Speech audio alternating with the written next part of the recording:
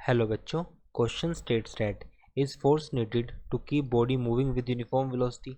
तो क्या हमें फोर्स की जरूरत पड़ती है अगर हमें बॉडी को यूनिफॉर्म रखना है। सपोज हमारे पास एक व्हील है जो कि लगातार मूव कर रहा है विद अ यूनिफॉर्म वेलोसिटी।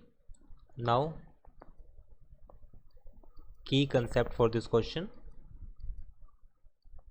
तो यहाँ पर हम जो की कंसेप्ट यूज करेंगे, we will use here law of inertia, और we can also use Newton's first law of motion.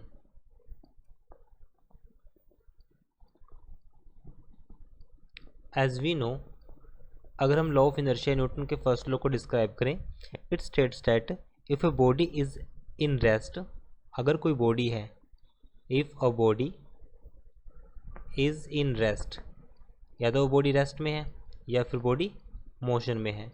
If a body is in rest और motion, so it will remain in same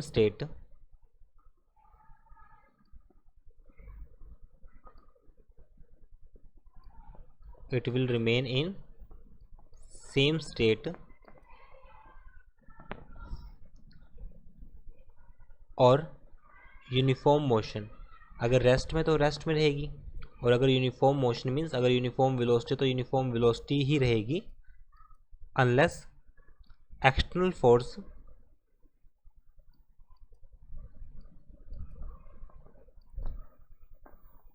not applied on it.